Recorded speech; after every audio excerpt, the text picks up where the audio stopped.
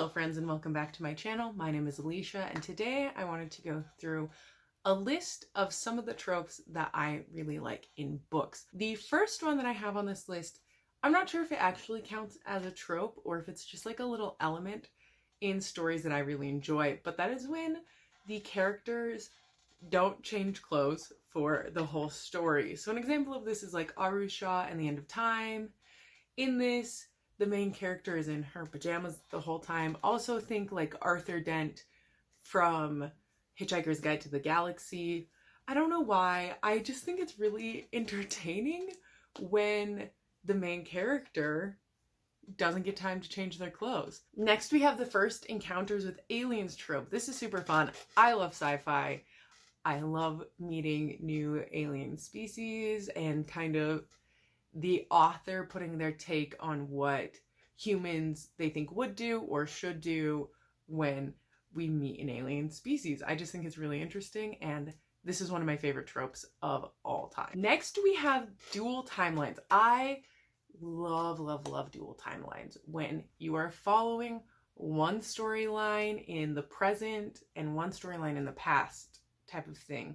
Like the Truly Devious series does this, Grown does this. I love this because you are getting information in the past that is making things clearer in the present, but also you're sometimes getting information in the present that's making what happened in the past clearer.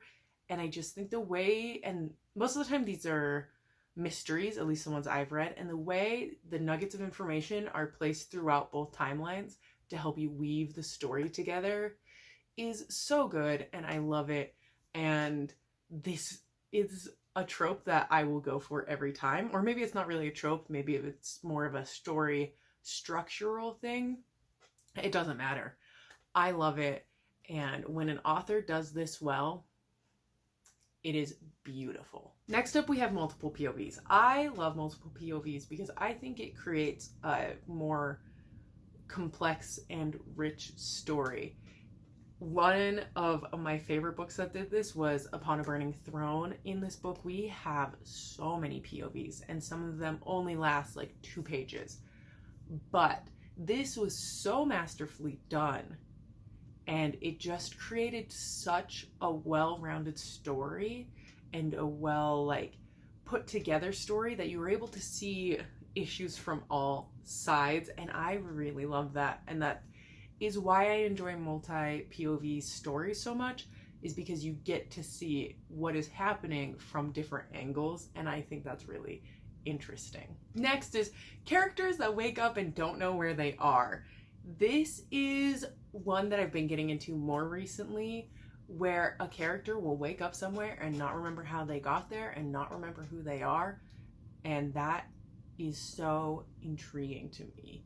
I want to be on that ride while they're figuring out who they are, while they're trying to decide what to do in their situation. And a lot of times, at least the books I've read so far that feature this, it's like life and death situations, and they're like, do I want to risk my life and potentially go back to the life I was living before, or do I just want to try to fade into the background and not die? But I love this trope. I think it's really fun, and I love just figuring out things along with the character.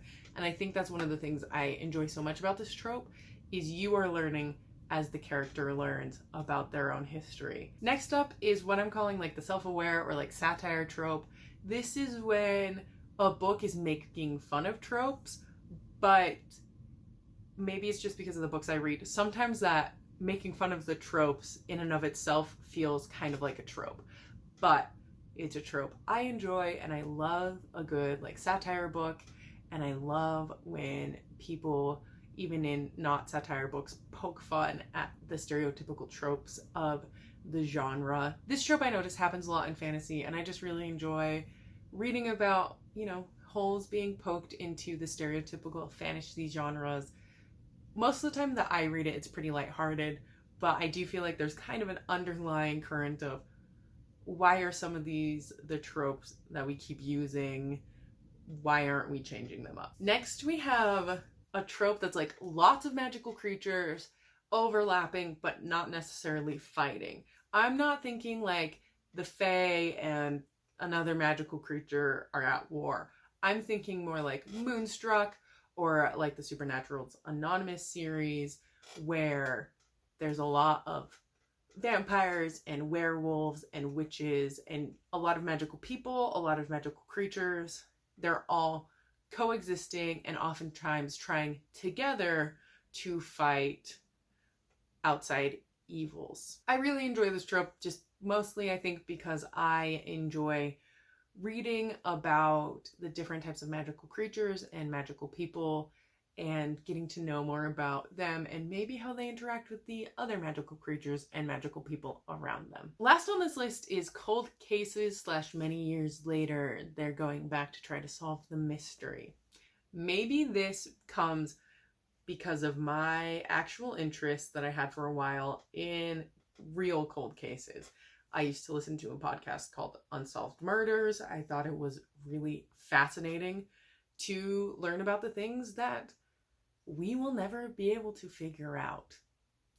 But it's even more satisfying when it's in fiction and you get a resolution at the end. I think part of the reason I like this trope is because it plays a little bit into the unreliable narrator trope without necessarily fully being the unreliable narrator trope. The unreliable narrator trope is not necessarily one I love. It's also not one that I necessarily dislike, but I do like when we have elements of it in a story, and I think that works really well in the cold cases trope. I also think part of it is I just love the satisfaction of finally solving something. I love mysteries. I love getting the solution to the mystery, and even though it's fictional, the added weight of 5 or 10 or 20 years to finally solve the mystery, it just makes it that much more fulfilling for me. Those are all the tropes I wanted to mention today. Thank you so much for watching. Let me know some of the tropes you love down below, and I will see you next time. Bye!